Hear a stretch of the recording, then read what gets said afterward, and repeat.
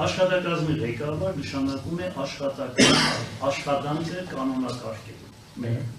Երկրորդ նմանատիպ փոխհատկացումները անում է քաղաքաշինության բաժնի մասնակիցները,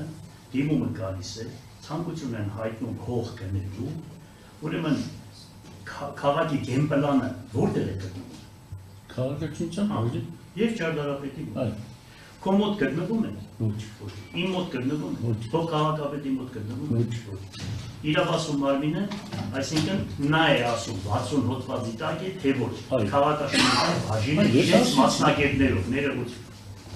Ուրեմն մրցույթ է հայտարարվում, բավականին որոշում է, եւ այդ ամեն ինչից հետո բոլոր մասնագետներով ստորագրած իրավաբանը վերջում օրենքը նայելով, որ չի խախտվել ոչ մի բան, վերջում աշխատակազմը բերում է բոլորից ստորագրություններ ելնելուց հետո քաղաքապետը ստորագրում է։ Այսինքն ես եւ դուք չեք կարող այդքան գնալ ստուգել, որովհետեւ 30 հոգի մարդ է աշխատում այդ քաղաքաշինության բաժնում։ Այդպես է թե ոչ։ Բնականաբար։ Ես նոր ասեցի։ Թողեք ավարտի, ասեք։ Ես նոր ասեցի։ Ասա ինչ բան կա։ Չէ, հիմա ես ասեմ։ Եթե գործեր ունեք դուրս եք դատականիստի դալիճից դու գործ արեք, դատականիստի ընթացքում հեռախոսով խոսում եք, ասում եք գործ ունեք։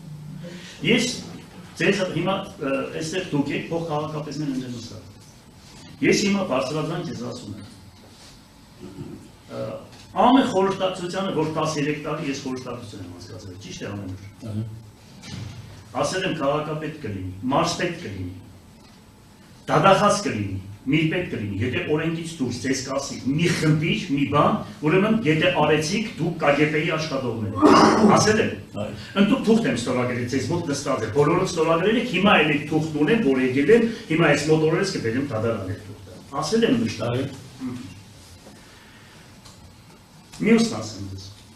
Երբ որ նմանատիպ խնդիր էր առաջանում 60 հոդվածի հետ կապված։ Այդ 60 հոդված, այսինքն կանաչ կոդի մասին է խոսքը։ Կանաչ կոդին որոշում է քաղաքաշինության բաժինը, մասնագետները, քաղաքաշինության հանձնաժողովը, քաղաքապետարանն է որոշում, թե որ հատվածում է կանաչ կոդի, որ հատվածում է, ուրեմն կառուցապատում, որ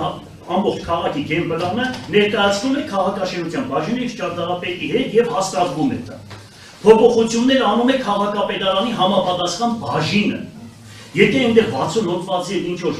խնդիր էր առաջանում, մենք պտտեցնում էինք բոլոր տեղերը, համաձայնությունը գալիս էր եւ դրա համար դրանից հետո մենք առաջ էինք գնում կադաստրը օրինականացնում էր։ Այդպես է թե ոչ։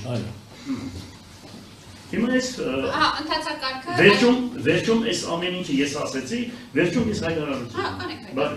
Ընթացակարգը այդպեսին է եղել։ Ես մի հարց տամ ներողություն, մի հարց տամ։ Եղել է որ հանգարց ես ասենք Օազիսը իմ եղբորս ու մեզ է պատկանում։ Ես ուրեմն այդքան խելք չունեի, որ անօրինական ինչ-որ մի սաղ Լենինա Գյումրիին հող եմ տվել, մի հատ Օազիս վերցնելուց ես պետք է անօրինական վերցնենք, որ կա այսօր ստեղ կանգնենք։ Գիշեր ցերեկ ասում էի ձեզ, եկուց մեզի բիլորով չգիտեմ ինչով են ստուգելու, մշտական ասել եմ, ուշադիր եղեք հատիկ տարի։ Բոլորին տվել եմ, թշնամի, բարեկամ, մարդ չկա, որ այդ քաղաքում հանգարցակի մի բան դիտում ես կազմում։ Ճիշտ է։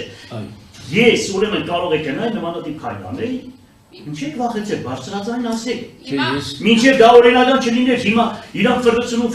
են անում, որ Թումոն ուզում է Օազիսը խլե, Թումոն, որի հետև ուրիշ մարդ է կանգնած։ Եթե շատ խոսած անուն է կտամ այդ մարդու։